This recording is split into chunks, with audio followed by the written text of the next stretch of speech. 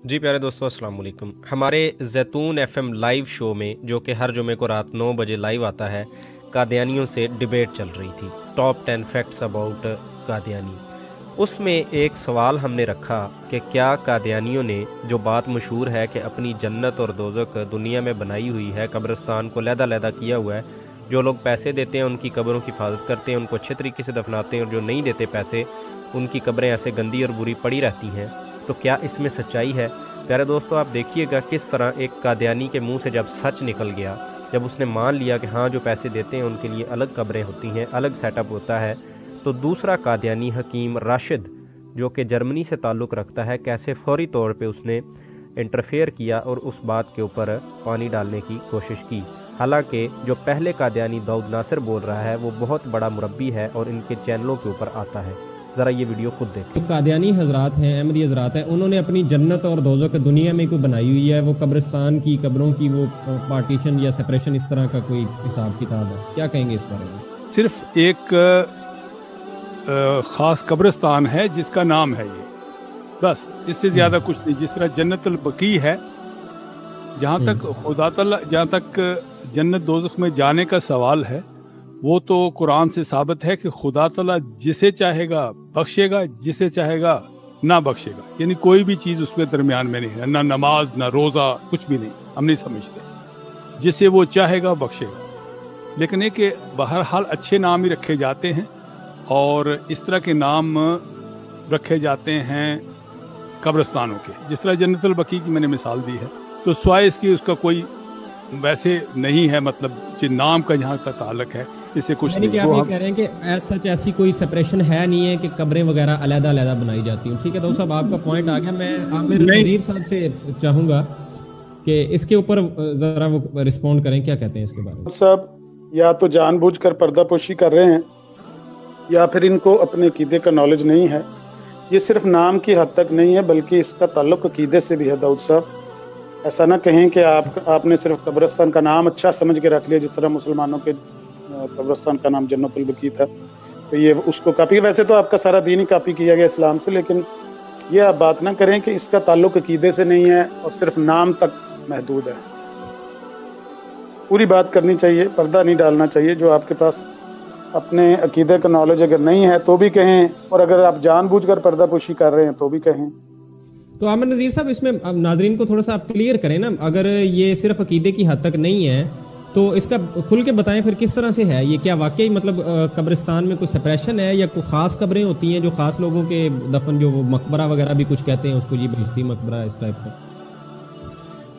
जी बिलाशुबा इन्होंने जो कुछ ये बहिश्ती मकबरा बनाया हुआ है, उसके साथ इनका अकीदा भी जुड़ा हुआ है कि जो बंदा वहाँ पर दफन होता है, लोग अपनी वसीयतें करते हैं और अपनी जो जायदाद है उसका 10वां हिस्सा देते हैं उस कब्रिस्तान में दाखिल होने के लिए, वहाँ दफन होने के लिए। दफन होने के लिए खास देना पड़ता है। तो सब जी, ये है क्या, इसमें कितनी हकीकत है इस बात में? तो है इस तरह का कुछ दफन होने के लिए कुछ देना पड़ता है? नहीं जी, बात असल में ये है कि मुख्तसर जवाब दिया है सिर्फ उसके नाम के लिए, ताकि उतना जवाब हो। वरना ये हकीकत है कि हज़रत मसीह मौऊद अलैहिस्सलाम ने उस ज़माने में कहा कि आज इस्लाम को ज़रूरत है, और वो ख़ास खिदमत की ज़रूरत है और माली ज़रूरत है, और एक वसीयत, एक किताब है पूरी, जिसमें पूरी तफसीर उसमें लिखी है कि जो लोग इसमें आगे आएंगे, जो कम से कम अपनी आमदन का 10वां हिस्सा दें, बल्कि लोग ज़्यादा दफन किया जाएगा, उनको वो ख़ास लोग ने, ताकि आने वाली नस्लें देखेंगी कि ये वो लोग हैं जिन्होंने खिदमत में कमाल किया, क्योंकि इस्लाम इस वक्त कमज़ोर हो गया है और इसमें वो ख़ास लोग दाखिल होंगे। ठीक है, मतलब मुझे एक सादा अल्फाज में अब ये चीज़ समझाएं कि मतलब ये तो बात वही हो रही है जो वो कह रहे हैं कि 10वां हिस्सा जिसने दिया है वो दफन होगा, जिसने उससे कम दिया या नहीं दिया वो तो नहीं दफन हो सकता खास? नहीं नहीं, बात मैंने कही ना कि वो फिर पूरी किताब आप पढ़ लें कि वो लोग जो इस्लाम के लिए खास खिदमत करेंगे, 10वां हिस्सा तो वो कुछ में कम से कम है। वो ठीक है, मतलब एक है सेपरेशन के खास लोगों के लिए। आज वो लोग जो खास तौर पर इसमें कमाल दिखाएंगे और अपनी जायदादें उसके लिए वक्फ करेंगे, ताकि इस्लाम जो गरीब हो गया है اس کے لیے خدمت اسلام کریں گے، ان کو خاص طور پر اس میں مطلب ان کو ہاں جی حکیم صاحب میرے خیال میں کچھ کہنا چاہ رہے ہیں، دوست میں ان کو تھوڑا سا دیتا ہوں موقع. جی حکیم صاحب، ایسا کوئی ہے معاملہ کہ مرزا صاحب کے سامنے؟ آ رہی ہے آپ کی آواز کلیئر آ رہی ہے؟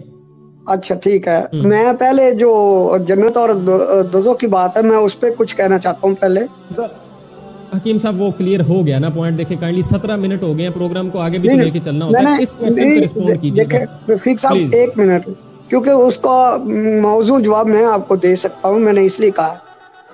چلے 30 سیکنڈ کے اندر پھر دیجیے گا، ذرا جلدی کیجیے گا، کوئکلی، ٹھیک ہے جی، لمبی نہ ہو. ٹھیک ہے جی. ہم نے وہ جو ہمارا قبرستان ہے نا اس کے 2 حصے ہیں.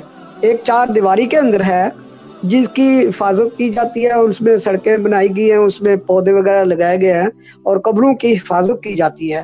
اور دوسرا اگر آپ یہاں دیکھیں، یورپ میں دیکھیں تو ان کا تو ہر قبرستان ہے ہی جنت، یہاں تو دوزخ ہے ہی نہیں ہے.